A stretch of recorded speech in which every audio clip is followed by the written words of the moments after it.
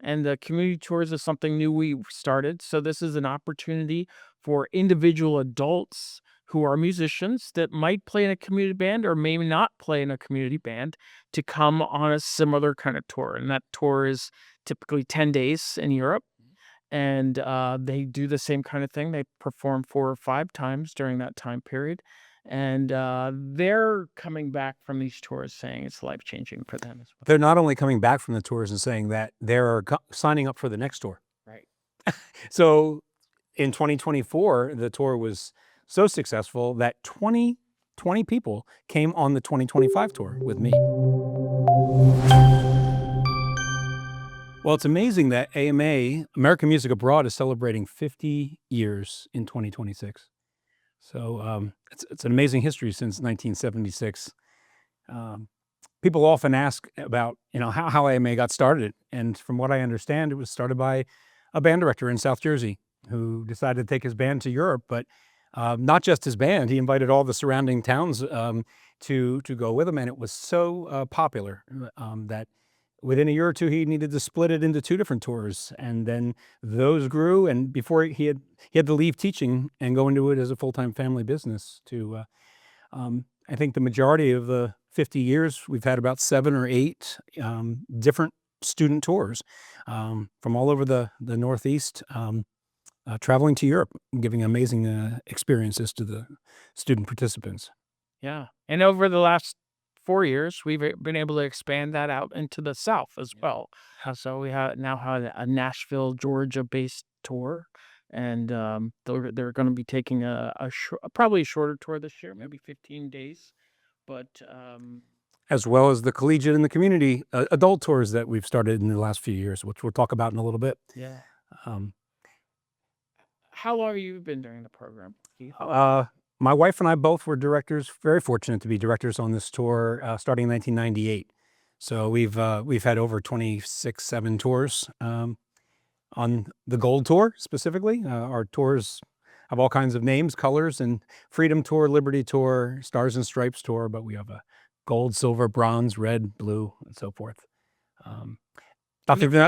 Those tours are all basic different geographical locations. geographical locations throughout the East Coast, basically, right? Yeah.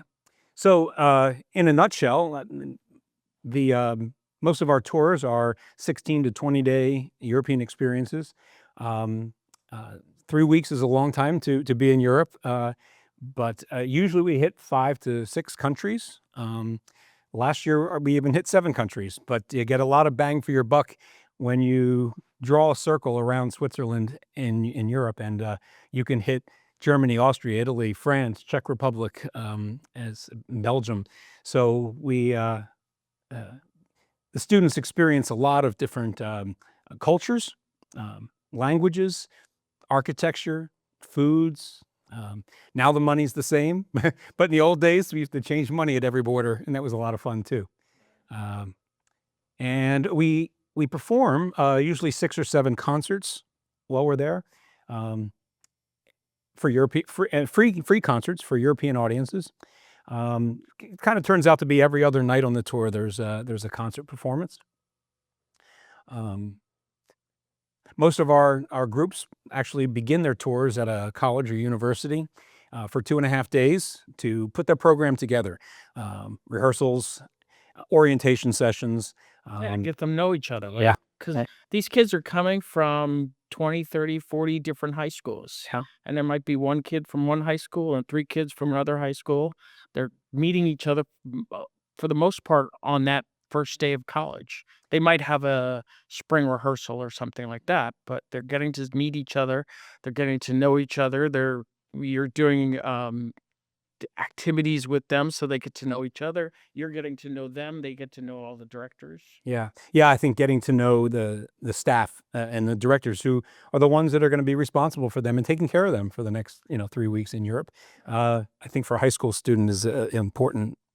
Yeah, I think that's really great that we chaperone the kids. The directors, the staff are all the chaperones. We don't bring parents along because we want these kids to have this experience, basically an experience of a lifetime without their parents being there to look over them or help them out. They really have to become a more mature kid while they're on the tour, because they're responsible for giving them their own medications, or dressing themselves, of course, cleaning their own clothes, right? Yeah, So doing laundry. those kids are not allowed to bring 14 days, 16 days worth of Clean clothes. clean clothes. Yes.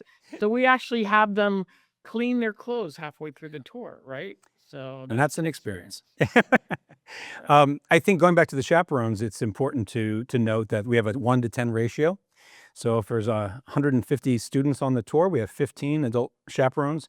And those chaperones, by the way, are public school certified music educators who are band directors, choir directors, orchestra directors, in addition to registered nurses and school counselors, which are a very, very important part of our staff.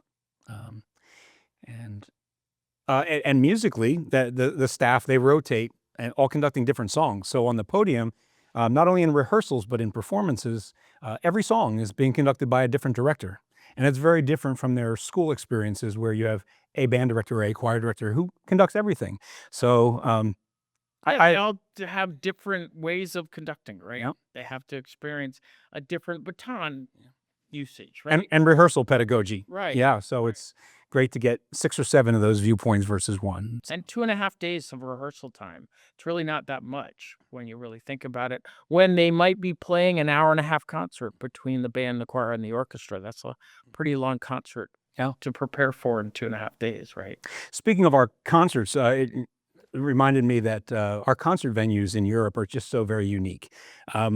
Here, students are just used to performing in the high school auditoriums, but in Europe, and I'm sorry, and for their parents, in Europe, no parents, and yet they'll have 200, 300, 400 people at their concerts, and they realize that the Europeans love seeing American kids playing music, and often very much Americana music. But our venues, our performance venues, every one of them is very different and unique. You could be in a cathedral concert one night, and then 2 nights later, you're in an outdoor venue where you're literally looking at the Alps performing. Um, uh, Many of our concerts are outdoors and free, always free concerts to the public. But the feedback from the students have always been how unique every one of the concert venues were. Right. Yep. Right. Well, what I really liked about when I took over running American Music Abroad was the three C's. So every one of our tours goes to a cathedral, a concentration camp, which is a Sobering visit. right? And the last C is, I just forgot. Well, And that was the 3 C's. We always said it was the Alps. cathedral, concentration camp, and castle. Oh, castle. Okay, let's start again. Well, just And the third. keep your hand up when you're counting. The 1, 2, 3. Begin to be, and go. And the third one is a castle. Yeah. So for every one of our trips, the kids get to see these experiences. Just to touch on the concentration camp for a moment, it's you're right. It's one of the things that we've always done, and we make sure that every AMA tour does. I've been to Dachau probably 25 times, and Mauthausen when we go toward the Czech Republic, very different experiences as well, but just a sobering. And I'm excited this year to go someplace brand new in Belgium, going to Fort Breendonk. Right. So to have that experience, but we don't necessarily talk to the kids that much about it. We realize our students are ages 14 or 15 to 18. Half of them, and they'll learn about this in school, which is one thing to learn about this in history class, but half these students will have had U.S. history and half will not have. So to let them go and experience it for themselves at whatever capacity they're absorbing it. Most of these mean visiting a museum, but also things like the crematorium that is all still there, and some and of them have barracks. the opportunity to sing in the chapel, right? Mhm. And I've heard the stories of kids starting to sing a beautiful song and not being able to finish the song just because of being where they were and understanding after taking the tour of what happened in these places. My experience has been that we get back on a bus after visiting concentration camp, it's pin drop silence for a half hour down the road, and there's always sniffles and tears. Yeah. But then we usually go downtown Munich or whatever for lunch and just have an amazing experience after the visit. But the kids have been affected, Yeah. and it's a really good thing. Yeah. And I'm glad we do it. It's one thing to learn about this in your history books or in your class, in your history class, but it's another thing to see it and bear witness firsthand Right. of what happened. Right. Um, But they get some really exciting other places they get to go to. Maybe a river cruise, which is always nice. The Rhine Falls, seeing these beautiful falls in Switzerland, right? In Lucerne, and we take every group on a glacier tour, Mhm. which is you're taking in this great gondola up. Three of them. 3 of them, Yeah, right? yeah. 3 gondolas, and when you get to the top, what is there? There's snow. I've actually been there when it was actually snowing in the middle of the summertime. So, Yeah, the glacier is such a great experience. Yeah, you have to take 3 gondolas, and when you exchange the gondolas to get on the other one, there's large restaurants. The kids actually have their lunch on the glacier that day. My my favorite thing to share, not everybody gets to experience it, but if it happens to be a clear day, there's a placard up on top of the glacier that says that you can see the Alps of 5 countries, and it points to peaks in the different directions where you see the French Alps, the German Alps, the Swiss Alps, the Italian Alps, and the Austrian Alps, all from this one spot at Hindertux Glacier yeah. in Austria. I mean, think about that. You are literally looking across Europe, Yeah. and so it's not always a clear day on top of the glacier, but nevertheless, it's a lot of fun. There's also some inner tubes up there and a fenced-in area where the kids can play around in the snow, make some snow angels, Right. have a snowball fight. Yeah. Um, Yeah. You mentioned the river cruises. I think 2 of our favorite spots is Prague, and we have a dinner cruise through Prague, and also Paris and on the Seine. And these are evening cruises, and so the sun is setting, and these beautiful cities are just getting lit up at night, and so very picturesque, very memorable. Um, The one on the Seine this year, people get to see Notre Dame from it, Mm. which Notre Dame, now that it's finished and rebuilt, it's very hard to get into, but you'll be able to see it from the Seine River cruise. So that's nice. Another great town that we go to is Westendorf, Austria. And Westendorf, I think, has been part of these tours for 50 all years. 50 years. All 50 years. And it's a great town. It's a ski town, right? Yeah. And during the summertime, they love having us there because we basically take 12 tours there, Yeah. right? And they get to experience the mountains. Again, there's gondolas, 2 gondolas to the top, great restaurants. The kids do a free day. So usually it's halfway through the tours. I know for your tour not so much, but they get a free day, and that's the 3 days that are in Westendorf is when they do their laundry usually. They get a free day to explore and hike and bike and swim, and Yeah. the town has welcomed us open arms for so many years. Yeah, Westendorf will no doubt be every student's favorite time on the entire trip. They could go to Paris, they could go to Milan, they could go to Venice, but when they come back and they are asked what their favorite spot on the tour was, they're gonna say Westendorf, Austria. Yeah. It has that much of an impact. I think the freedom and the things to do, exploration that you talked about was one of the things that I think attracts them to that. So one of the things they do on their free day is they actually have to. There's not enough places to eat. It's a small little ski village, right, in the summer. But 150 kids are not going to find lunch, so they actually have to get together with their friends and go to the grocery stores and shop and pack a picnic lunch, and then get on the gondola you talked about and go to the top of the mountain and have a picnic lunch with the cows. Yeah. And it's amazing, and they will looking over what it's the Brixental Valley in the Tyrolean region of Austria. That's the mountain region in the western side of the country. But the view is just priceless. They also perform a concert in an Alpenrosenhall there. They have an experience of a Tyrolean folk festival, which turns into a big dance party, which is a lot of fun.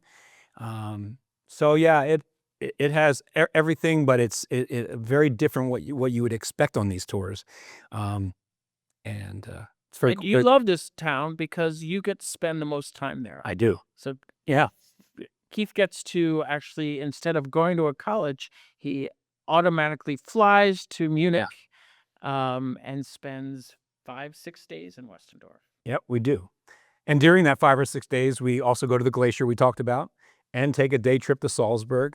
And so, all of that happens in the first 5 days, and we get all our rehearsals done and perform our first concert, if not two, in that time frame. Yeah. So, And we actually live stream your concert, Yeah. right? So all the parents that didn't get to see you at a college still get to see you in concert. Yeah. You're just live streamed from Austria.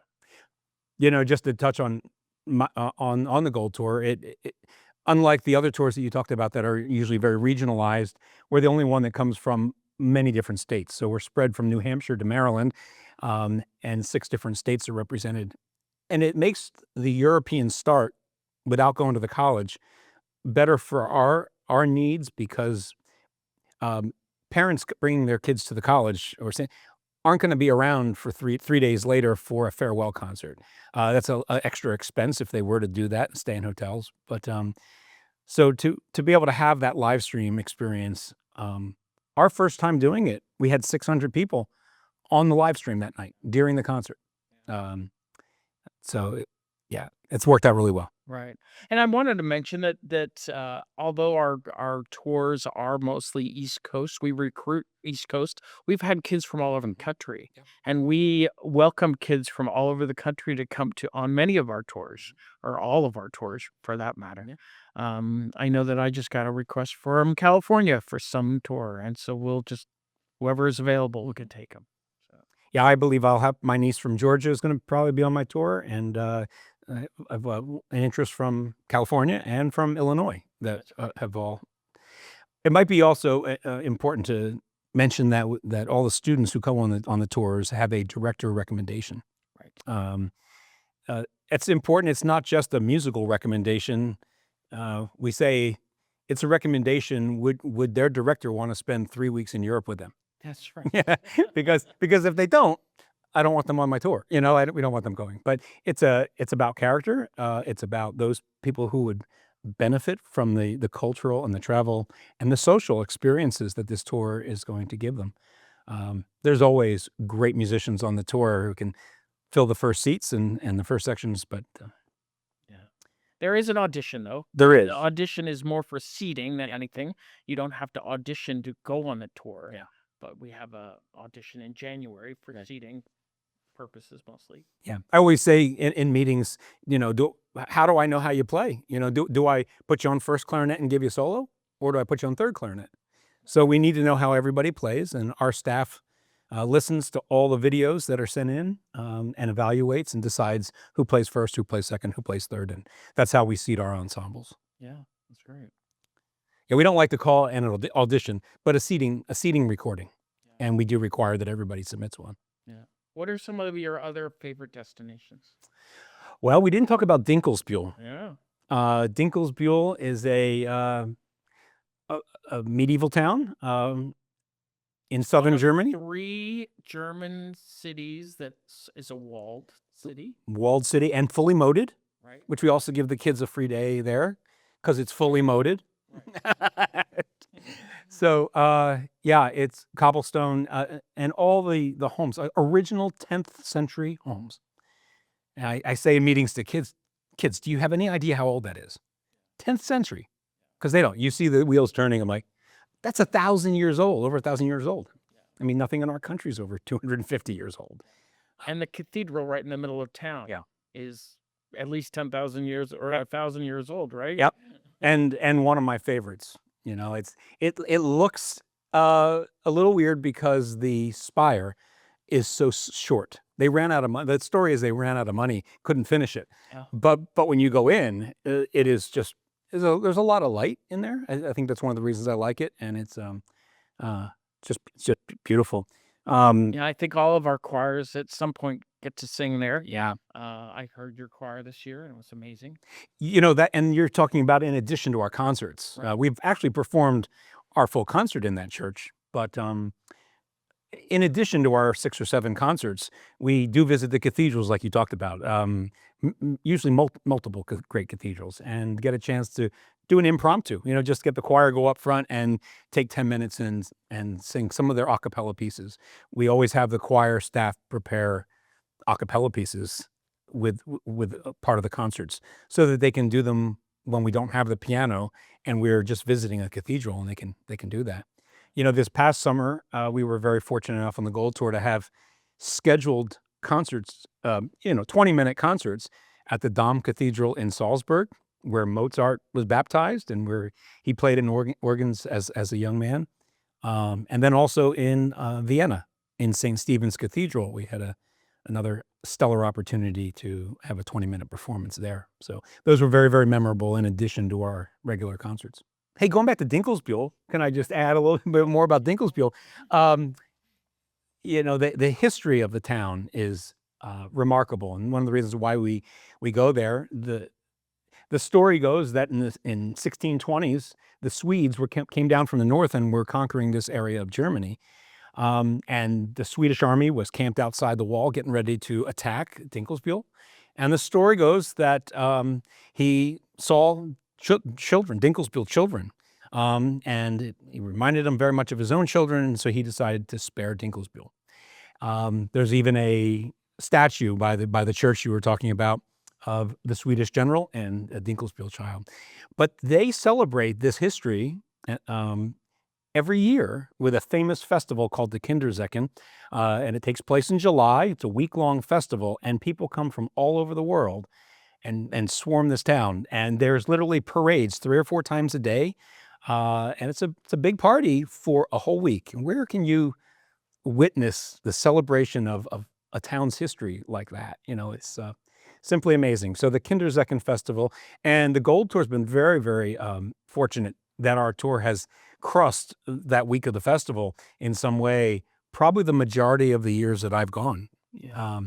So Yeah. There's another town close by called Rothenburg, that is also a walled city, and that's become another location that a lot of our groups go to, and another beautiful cathedral and another great town square concert.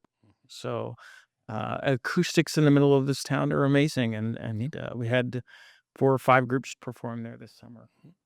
yeah, we had a adult choir perform there this summer in the town square that you talked about. No amplification needed, standing on the steps of the town hall, but it bounces off all the houses and buildings and church there in the town hall, and a crowd. It's a very touristy town, and so there's lots of tourists swarming this town every day, and so it's very easy to draw a crowd. You just start singing, and hundreds of people will just all of a sudden become your audience for the next hour. Yeah, it's pretty amazing, and that's pretty much true in every town that we go to. If it's an outdoor concert, there's hundreds and hundreds of people at them, so that's great. Yeah. You talked briefly about the community tours, and the community tours is something new we started. So this is an opportunity for individual adults who are musicians that might play in a community band or maybe not play in a community band to come on a similar kind of tour. And that tour is typically 10 days in Europe. And they do the same kind of thing. They perform 4 or 5 times during that time period. And they're coming back from these tours saying it's life-changing for them as well. They're not only coming back from the tours and saying that, they're signing up for the next tour. Right. So in 2024, the tour was so successful that 20 people came on the 2025 tour with me. And And some of them are already signed up for next year. they are on for their 3rd tour. But that speaks more than either of us could say about these tours. Just the fact that people are coming back on the tours. Yeah, I was just telling somebody a few moments ago that we had We have 45 signed up on my particular tour, and more than half of them went on either the 24 or the 25 tour already. And to your point, are coming back for their third tour or coming back for their second tour. Right.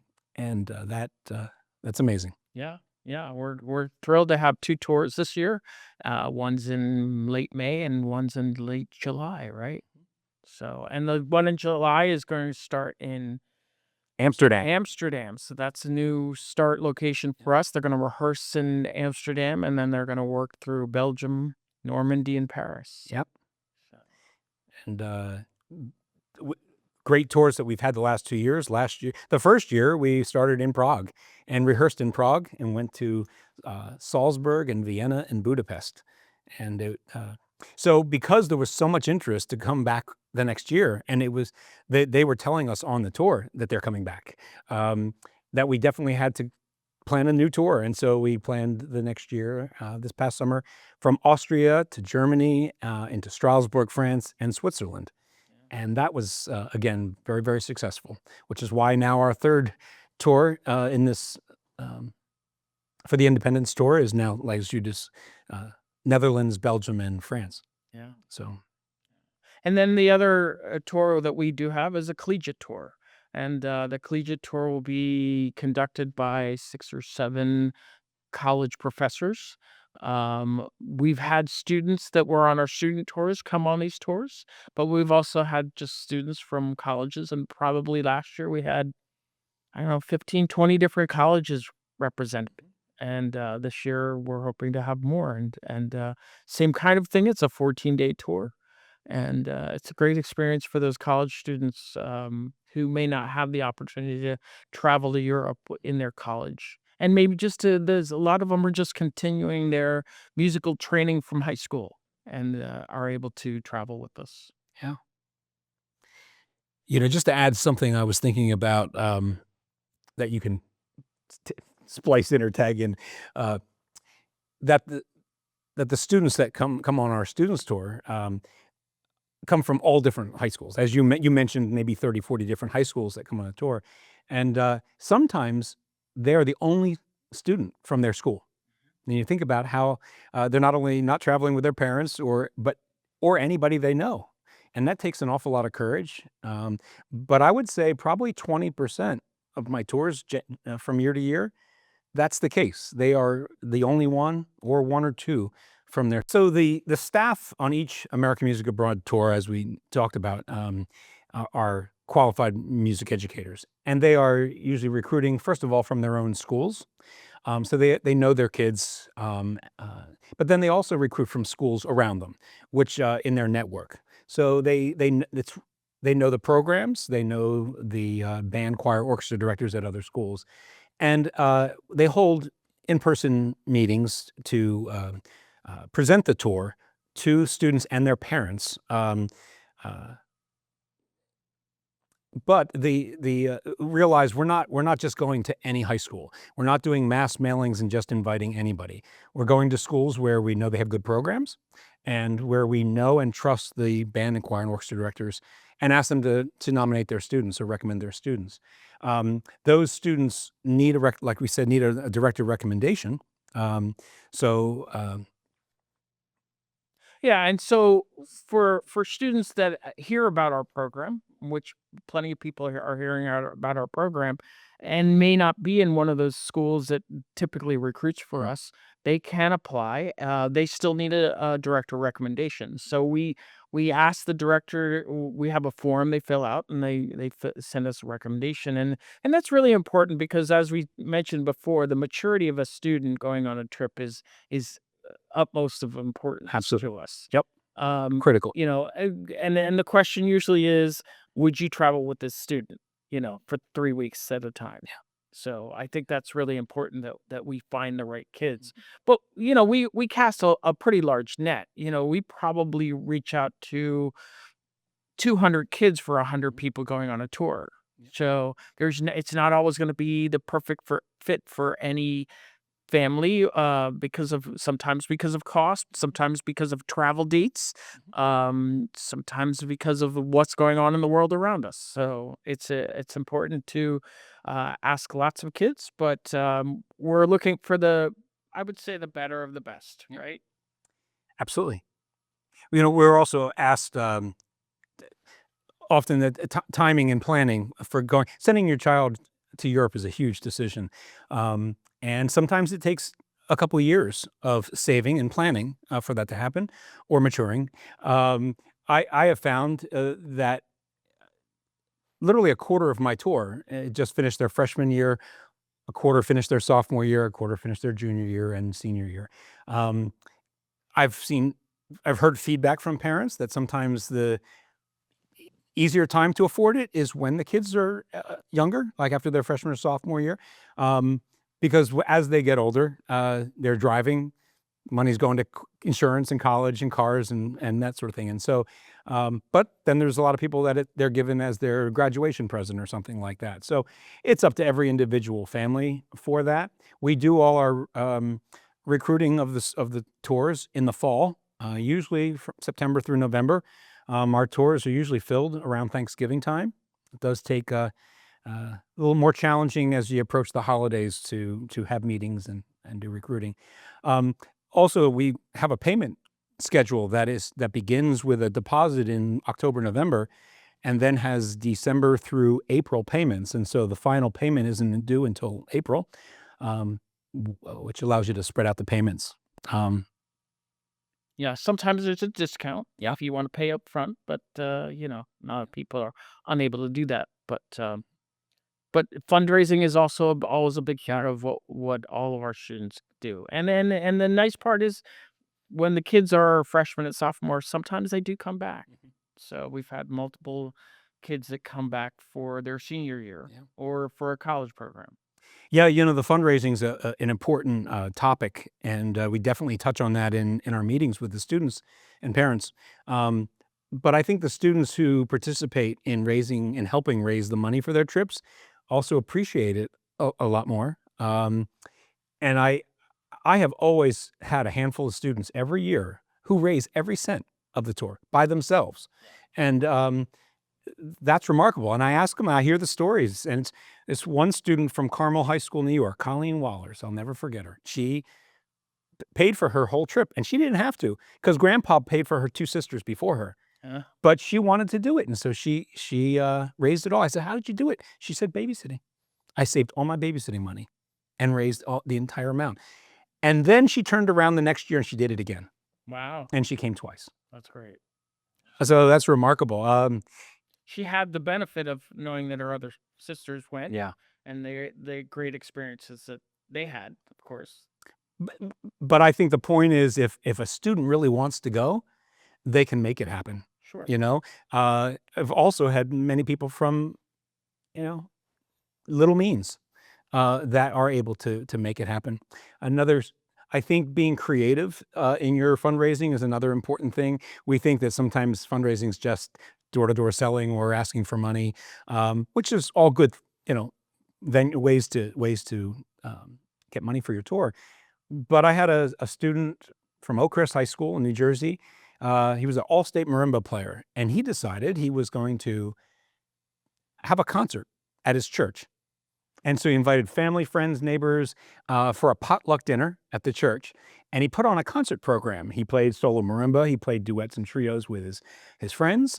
He had a rock band, and his rock band played. And he took up a collection. And he had raised like $4,000. And I just thought it was a very creative and a musical. This is a music tour. And he decided to put his musical skills, to perform a concert. So That's great. those stories, I never forget them. Yeah, for the adults that are coming on the trip, it's really been a great idea, Bruce, because what adults don't want to travel? And by the way, we're talking mostly older adults, retire age, and who in their 50s, 60s, 70s doesn't want to travel, 80s, doesn't want to travel. And if they're playing in a community band or singing in a community choir or playing in a community orchestra, they've probably been playing their instrument all their life. And they also, that's probably their biggest love. they love to play music, and they love to travel. So these tours give them a chance to do those probably two biggest loves. Yeah. Yeah, what I find is really interesting is, we're getting people from all across the country, right? We've had people from Alaska and Utah and Iowa and Texas, and they're all just basically meeting us in whatever the city is that we're starting. So we really don't know much about them besides what instrument they play. There's no rehearsal per se prior to them, maybe sometimes on a Zoom meeting or something like that, but they never get to meet each other until they get to the actual location of their rehearsal. Yeah, you're right. We had 18 states represented on both the last 2 years of my independent store, and that was remarkable. And because, to your point, we're not getting together for an in-person rehearsal, they can come from anywhere. Like the couple from Fairbanks, Alaska, that play in their Fairbanks Community Band that you mentioned. They met us in Prague, and it worked great. And also, speaking about the adult tours, one of the unique things is the way we do the airfare. Whereas with the student tours, it's a group airfare and everybody's in the group. But with the adults, although we have group airfare available, maybe only half the tour takes the group airfare, because adults have points, mileage, miles that they can pay with, or want to upgrade or do their Right. their And a lot of buckets. them extend. Their stay. A lot of them come prior to the trip, and a lot of them extend, weeks, Yeah. days, weeks, and beyond. Yeah. So, It's a great way to cater to the adults. Yeah, yeah. yeah.